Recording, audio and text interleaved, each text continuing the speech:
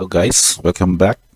And for our discussion for this topic, it's a preview of the March of the Machines. But in particular, some of the red cards that has been revealed so far, and I think the sort of an official batch of spoilers was done in the previous days, and we have some of the interesting build or sort of news in terms of the reprints and also some new cards that we can work with for our red decks.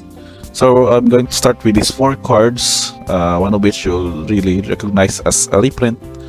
The card is Stoke the Flames. So this is from a previous core set that has been very popular in the red decks back. I think it was in the standard of the Origins, Magic Origins, and we have this one.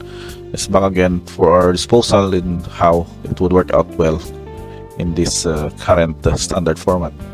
And so, given that Convoke is also back in March of the Machines, so we have this version that you can have Stoke the Flames to deal for damage to any target. That means that you can also deal damage to your opponent's dome, to its Planeswalker that he or she controls, and even can deal damage to a battle card. So Wildcard has been a new card type that has been introduced in the set, which we're going to have a separate topic later on.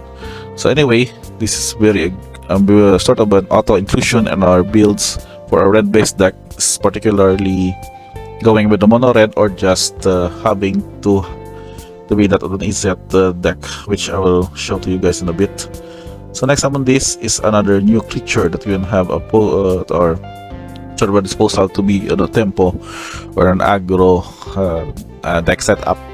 This Bloodfeeder Phoenix is to cast for 2/2 flying and can't block, but its ability that whenever an instant or sorcery you control deals damage to an opponent or battle, you may pay 1 red. So if you do return Bloodfeeder Phoenix from your graveyard to the battlefield, it gains haste until end of turn. So in a way, it can be a good attacker early on, and if there are ways that your opponent has been able to deal damage or dealt with this creature or was able to get this one spot removal, particularly it won't be exiled, you can just have the Phoenix return later on with this condition to be met in this deck. So given that this very sort of a very aggressive setup because of only 2-drop, and also as invasion, which can particularly one have to deal with champ blockers or good high toughness creatures early on.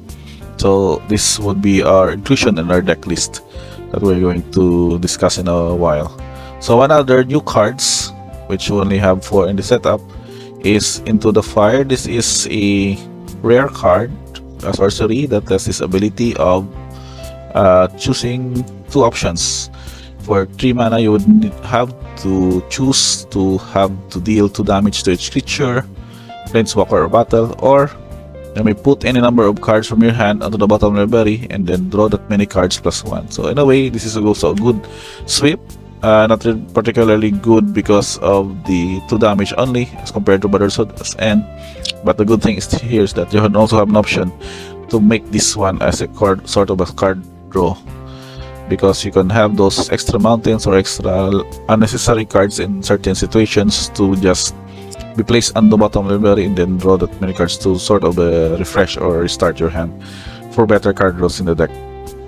And one also creature that I'm considering to add in the build is Voldaren Tailsticker. This is another rare card with a Vampire Warrior ability.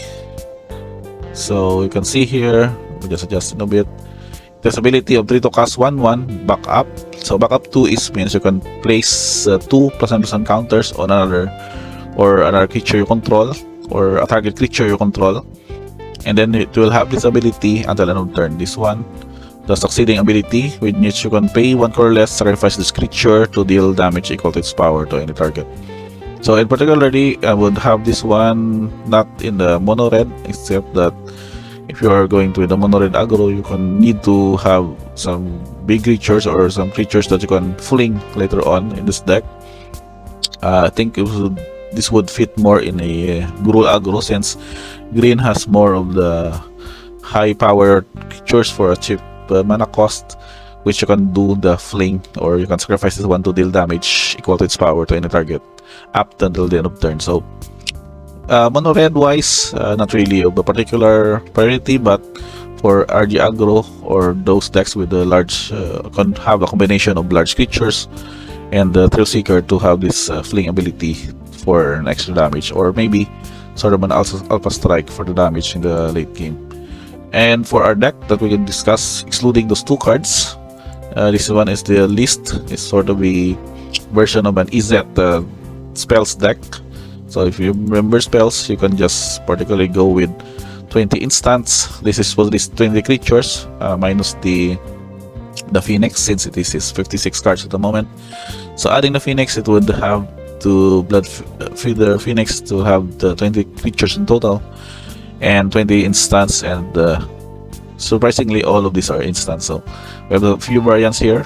We can still go with the turn 1 Delver and flipping it into the Insectile Aberration.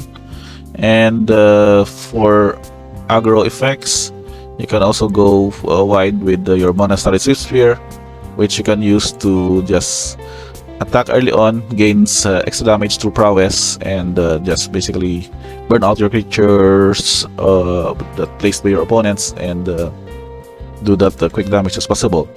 So those are 4 obs copy in the deck. We'll also have the third 4 ob copy is third path Iconoclast. This again was one of the previous bleak card added from Brothers War. What it is benefit here is that also you cast more non-creature spells, you will create these 1/1 colorless soldier artifact creature tokens that can basically increase your board or increase your creature count to deal extra damage, which also can benefit because of this soldier artifact creature tokens can be later on used to pay for the convoke spell cost of the Stoke of Flames. Now for the new cards that I was also considering is Fairy Mastermind. So this is World Champion Invitational card by Yuta Takashi. So this is also just a 1-of in the deck, but the purpose here is that you can just have a flash evasive creature early on, or just have a late game mana sink in the form of having this one to each player draws a card.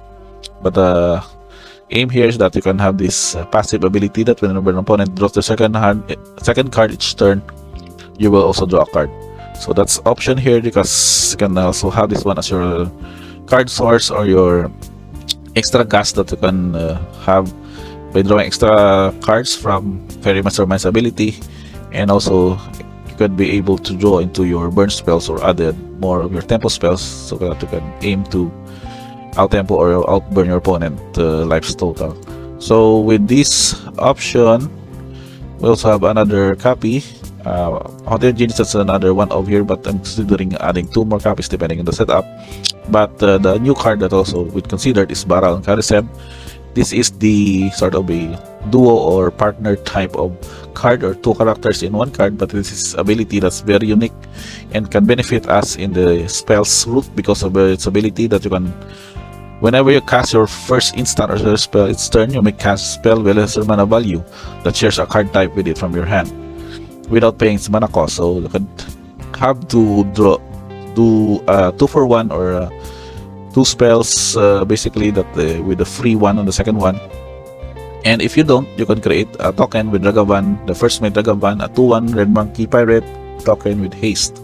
So as a bonus, that goes with, you can have a free spell, or you can have an extra attacker in the setup. So first X Menace is also very good, despite that having only 2 power. It's still a very good way to go around the opponent's blockers, and at the same time you get the bonus 2/1, which also sort of be 4 damage in total in the setup. So for a 3-drop, this is basically considered here in this deck, since the curve would not really go beyond that mana cost. And for the instant choices is pretty much basic. Consider, Play with Fire, some of the cheap 1-ofs in this deal. Also Upgrade, considering 1 damage, 1 copy here because of the prevalence of artifact based or artifact cards that are very relevant in the format. 4 copies of Lightning Strike, of course, 1 copy of Rebel Salvo for probably for killing Sword Red, and additional card with Thirst for Discovery, and of course Stroke of Flames. That's another source of damage, 4 damage, and spot removal also the function. In a total of 20 lands in the setup. So take note that this deck would not really be a final list, because of we can still hoping for more red or blue card previews from March of the Machines that we can be able to use in the setup. So I guess that's probably it for now. This just a quick rundown of Izzet spells deck upgraded by these new cards from Mom or Mother March of the Machines. And we can have another discussion soon on the next video as more of these cards from the new set are being revealed prior to the pre-release that is on April, or that's on the second week of the next month. Again guys, thank you for checking in this video, and don't forget to like and subscribe for more of these updates and also some other card reviews and deck discussions that we may have in the future. Again, thank you guys for watching, and see you on the next one.